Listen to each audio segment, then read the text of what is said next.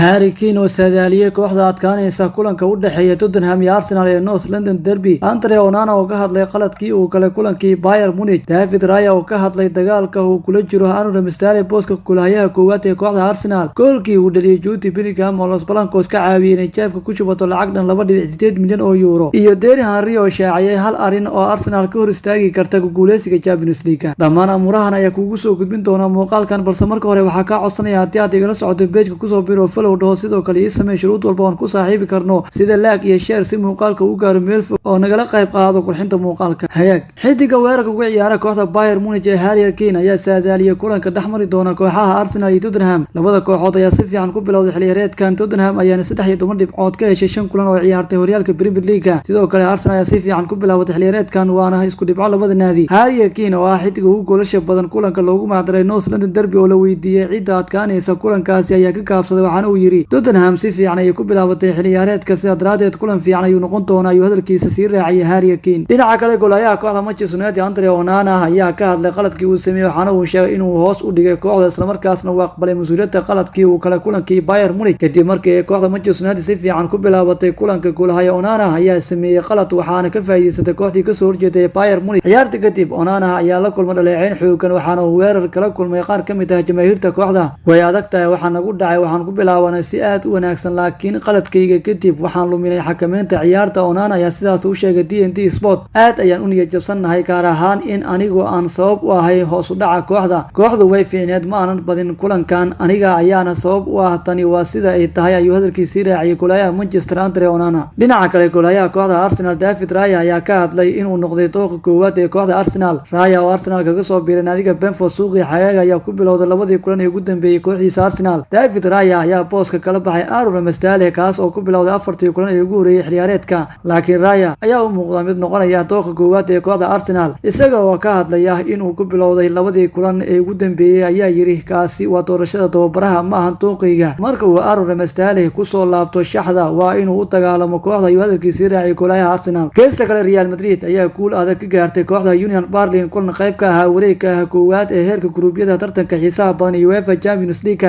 Kooxda Real Madrid ayaa goolka u dhaliyay xidiga Jude Bellingham daqiiqadii ugu dambeeyay ciyaarta. Wargeyska Mundo Deportivo ayaa sheegay inay kooxda Real Madrid heshay lacag kadib markii ay dhamaatay ciyaartii Los Blancos ay gaartay guusha cariiriga ahayd. Wargeyska ayaa sheegaya in ay Los Blancos jeebka ku shubatay lacag dhan 2.8 milyan oo euro kadib markii uu Jude Bellingham dhaliyay goolka ay kooxdiisu ku badisay. Sidaa daraadeed Jude Bellingham ayaa Real Madrid ka caawiyay inay jeebka ku shubato lacag kadib markii uu dhaliyay goolka guusha. Ugu dambeynna Thierry Henry ayaa aaminsan in kulamada badan oo Arsenal ciyaar doonta ay caqabad ku noqon karto fursadaha guuleysiga tartanka xiisaha badan ee UEFA Champions League ee xilli ciyaareedkan. Kooxda Mikel Arteta ayaa ku soo laabatay Champions League waxaana ay guul weyn ka gaareen kooxda PSV kulankooda furitaanka ee tartanka. Arsenal ayaa xilli ciyaareedkii hore wareegga 16 tartanka Europa League ku hartay, laakiin Thierry Henry ayaan hubin inay kooxda Arsenal awood u leedahay inay ku guuleysan karto Champions League. Mar la weydiiyay haddii ay kooxda Arsenal ku guuleysan karto Champions League ayuu yiri Thierry Henry weli aad ayay u hooseysaa. Taageer ahaan waxaan doonayaa inay Arsenal ku guuleysato Champions League, laakiin awoodda keedka ee kooxda ayaan u qaybsami karin inay u wada ciyaarto una tartanto dhammaantood ayuu hadalkiisii raaciyay Thierry Henry.